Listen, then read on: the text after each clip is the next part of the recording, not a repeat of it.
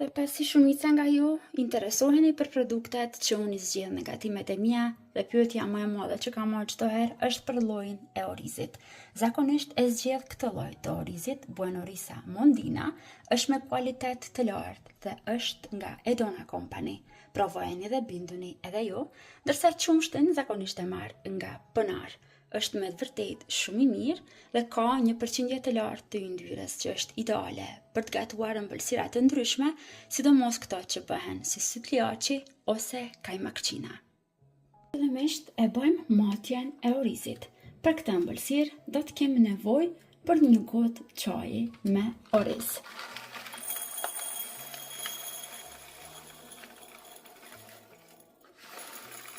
Të vazhdojmë tani që orizin ta lajmë, ta pastrojmë mirë.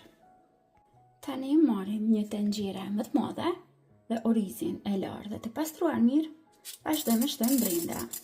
Tani sipër orizit do të vazhdojmë një herë që të shtojmë ujë. Në total do të shtojmë një gotë 200 ml me ujë. Vazhdojmë tani në zjerje.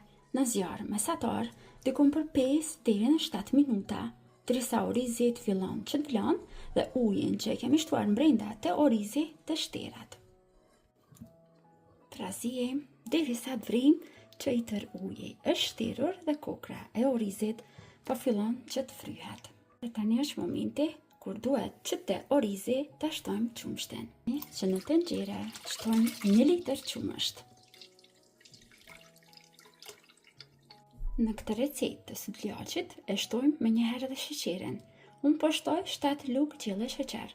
Nëse juve ju duket pak, mund shtoni 1 deri në 2 lugë gjelle më tepër, por nëse ju duket shumë, mund shtoni 1 deri në 2 lugë gjelle më pak.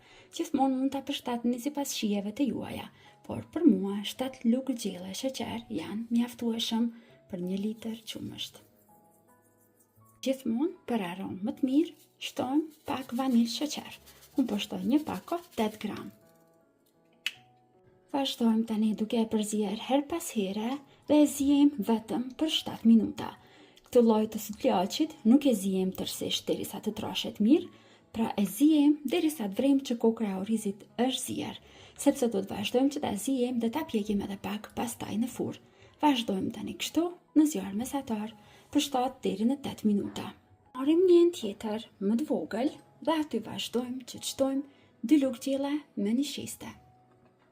Në këtë recetë do të na duhet edhe një e verdhë e vezës. Për ta tretur dhe për ta përzier mirë, do të shtojmë 100 ml me ujë. Dhe tani duhet të përzijem mirë që të sigurohemi që mos na mbeten trupa, sepse nëse na mbesin këtu trupa, pastaj na mbesin edhe tek sytliaçi. Sigurohuni që do ta përzijeni mirë. Unë po përdor vezë fshati bio, për atë arsye edhe ngjyra po duket më e mbyllur. Dhe pas 5-6 minutave në zjarr mesatar, filloi që të vloj qumshti. Tani është momenti kur do ta shtojmë përzierjen, të cilën e përgatit. Vazhdojmë që ta shtojmë tani brenda.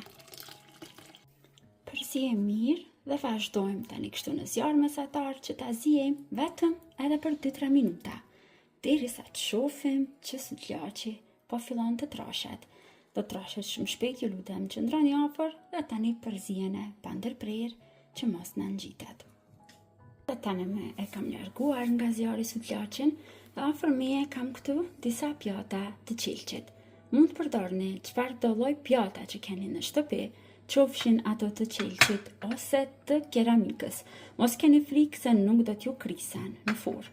Vazhdojmë që tani këtu ta shtojmë sytliaçin që përgatitëm.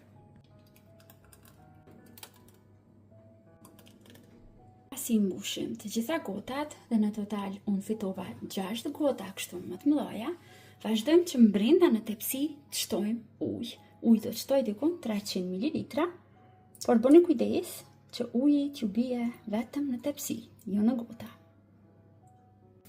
Vazhdojmë tani që t'i pjekim në furrë të parangrohur, në 250 gradë, dikom për afërsisht 10 deri në 15 minuta, por duhet që ta vendosim tepsin sa më lart në furrë, pra sa më afër telave lart, që të fiton një ngjyrë të bukur këtu lart sytliaçi.